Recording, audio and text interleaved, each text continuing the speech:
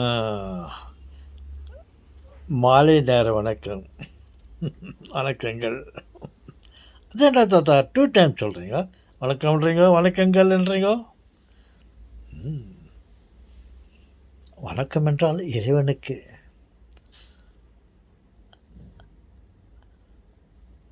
அவருக்கு அவர் இருப்பது ஒருத்தர் தான்.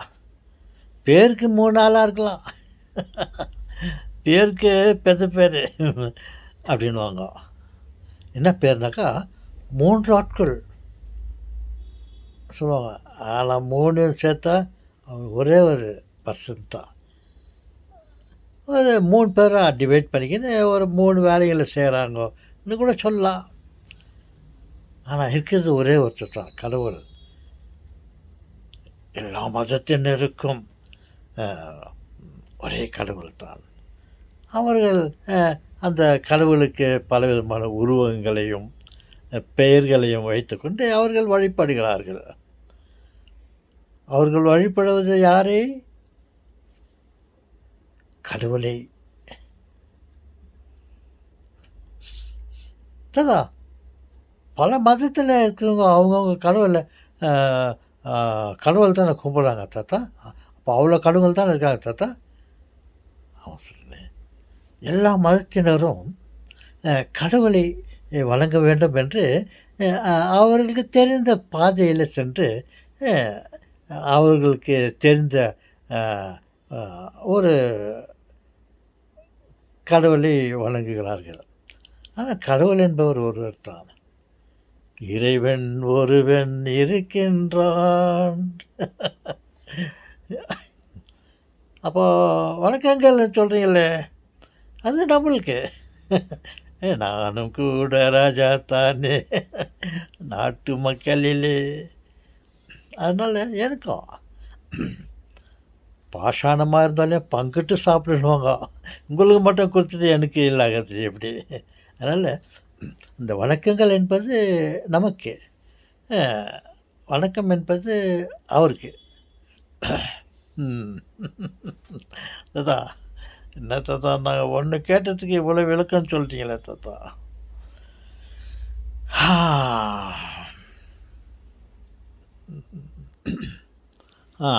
தாத்தா,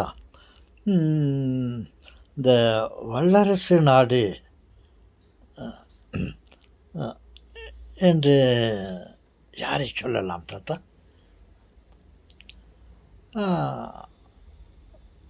யாரை சொல்லலாம் என்றால், பலவித காரணங்களால் பல நாடுகளை இது வல்லரசு நாடு என்று சொல்வார்கள். அவர்கள் விஞ்ஞானத்தில் வளர்ந்திருக்கலாம், விவசாயத்தில் உணவு ஸ்டாக் உணவு உற்பத்தியில் அவர்கள் சிறந்த நாடாக இருக்கலாம், கல்வித்துறையில் சிறந்த நாடாக இருக்கலாம், செல்வாக்கு படைத்த விதத்தில் அது பெரிய நாடு வல்லரசு என்று சொல்லலாம். அல்லது ஆயுதங்களை கொண்ட பலவிதமான ஆயுதங்களை கொண்ட நாடை வல்லரசுன்னு சொல்லலாம். இல்லை ராக்கெட்டெல்லாம் பலவிதமான ராக்கெட்டுகளை அனுப்பி மூணையோ அல்லது செவ்வாய் கிரகத்தையோ எல்லாம் ஆராய்ச்சி வருவதற்கு விஞ்ஞானிகள் அதிகமாக இருக்கிற நாட்டை வல்லரசு நாடுன்னு சொல்லலாம். நீங்கள் என்ன சொல்கிறீங்க தாத்தா? அவர்கள் சொல்லட்டும். அவர்களுடைய ஒவ்வொரு காரணத்தினால இந்த நாடு வல்லரசு நாடு என்று சொல்லலாம் சொல்லுவார்கள். நீங்கள் என்ன தாத்தா சொல்கிறீங்க? ஓகே, சுருக்கமாக சொல்லிவிடுகிறேன். அதிக ஜனத்தொகை உள்ள நாடு வல்லரசு நாடு என்று சொல்லலாம். நான் அந்த காலத்தில் அப்பொழுதெல்லாம் சொல்வார்கள், ஒரு குடும்பத்தில் ஒரு 10 குழந்தைகள் 12 குழந்தைகள் 16 குழந்தைகள். 16 குழந்தைகளா தாத்தா? ஆமாம் சொல்கிறாங்களே. சில குடும்பங்களில் 16 அதுக்கு மேலே கூட இருந்திருக்கிறார்கள். அந்த வீடு கலகலப்பாக இருக்கும். அந்த வீடு அ ரொம்ப வலிமையாக இருக்கும். அந்த வட்டாரத்திலே இருக்கிறவங்களுக்கு அந்த வீட்டுக்குள்ள அந்த வீட்டுக்கு ஒரு தனி கௌரவம், மரியாதை கொடுப்பார்கள். அவர்கள் வீட்டில் ஆண்களும், பெண்களும் நிரம்பி இருப்பார்கள். அழகாக வெளியே போவார்கள். வெளியே வேலைக்கு போவார்கள். கடைக்கு பர்ச்சேசிங் போவாங்க. கலகலப்பாக இருக்கும். மற்றவங்க வீட்டில் ஒரு குழந்தை, 2 குழந்தை இருப்பாங்க. யார் வீட்டில் அதிகமான குழந்தை இருக்குதோ, அவங்களுக்கு ஒரு தனி மரியாதை இருக்கும். அதே சமயத்தில் பாருங்கள், அதிக குழந்தைகள் இருந்தால், அதிக மக்கள் தொகை ஒரு குடும்பத்தில் இருந்தால், அத்தனை பேரும் உழைப்பார்கள், நல்லா படிப்பார்கள், பட்டம் பெறுவார்கள். ஒரே குடும்பத்தில் இத்தனை பேர் இவ்வளோ அறிவாளிகளாக இருப்பார்கள். டாக்டராக இருப்பார்கள், விஞ்ஞானியாக இருப்பார்கள், எல்லா துறைகளிலும் வல்லுநர்களாக ஒரே குடும்பத்திலே இருப்பார்கள். இந்த மாதிரி எல்லா குடும்பத்திலையும் இவ்வளோ படித்தவர்கள் இருந்தால் அந்த நாட்டுக்கு பெருமை இல்லையா? நமது வீட்டில் எத்தனை பேரும் சம்பாதித்தால் அது வீட்டில் பணத்திற்கு, செல்வாக்குக்கு குறைவே இல்லை இல்லையா?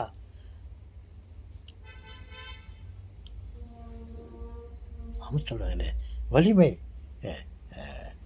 ஒரு வீட்டில் ஒருத்தர் 2 பேர் இருந்தால் அதனுடைய அதை விட ஒரு 10 பேர் இருந்தாக்கா அந்த வீட்டுக்கு ஒரு தனி கௌரவம் இருக்கும். அந்த வீட்டில் பணம் நடமாடும். எல்லோரும் போய் சம்பாதிச்சு வந்து வீட்டில் எல்லோரும் சேர்ந்து சாப்பிடுவார்கள். அதே போல் நாட்டில் உள்ள ஜனத்தொகை அதிகமாக இருந்தால் அதிகமாக மக்கள் உழைப்பார்கள். அந்த நாட்டிற்கு நிறைய பணம் வரும். அந்த நிறைய பணம் இருந்தால் அந்த நாட்டை வளர்ப்பதற்கு நிறைய பணம் கிடைக்கும். அந்த பணம் கிடைத்தால் பலவிதமான விஞ்ஞான ரீதியிலையும் மற்ற விவசாய ரீதியிலையும் செலவழிக்கிறதுக்கு பணம் இருக்கும்.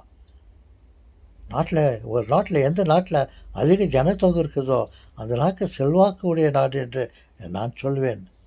பாருங்கள், இவ்வளோ பேரும் சம்பாதித்தால் இவ்வளோ பேரும் வரி டேக்ஸ் பே பண்ணுறாங்க கவர்மெண்ட்டுக்கு. ஸ்டேட் கவர்மெண்ட்டுக்கு பே பண்ணுறாங்க, சென்ட்ரல் கவர்மெண்ட்டுக்கு வரி கட்டுறாங்க. இந்த வரி பணத்தை வச்சுக்கின்னு இந்த நாட்டை வளர்ப்பதற்கு அவங்களுக்கு பணம் இருக்கும். பணம் நிறையா இருந்தால் கடவுள் இருக்கிற மாதிரி நம்மளுக்கு காசே தான் கடவுள் அப்பா, அந்த கடவுளுக்கும் அது தெரியும் அப்பான்ற மாதிரி காசு இருந்தால் கடவுளுக்கு சமம். அந்த காசு ஒரு குடும்பத்திலே ஒரு நாட்டில் அதிகமாக இருந்தால் அதே வல்லரசு நாடு. இன்றைக்கி அமெரிக்காவை பாருங்கள், இல்லை மற்ற பணக்கார நாடுகள் சொல்கிறார்களே, ஏன் சொல்கிறார்கள் பணக்கார நாடு? அப்படி என்றால் அந்த நாட்டில் பணம் நிறையா இருக்கிறது, அதனால் அது பணக்கார நாடுன்னு சொல்கிறாங்களாம். அதே போல் அதுக்குனால்தான் எந்த நாட்டில் அதிக ஜனத்தொகை இருக்கிறதோ அதைத்தான் வல்லரசு நாடு என்று சொல்லலாம் என்று என்னுடைய கருத்து.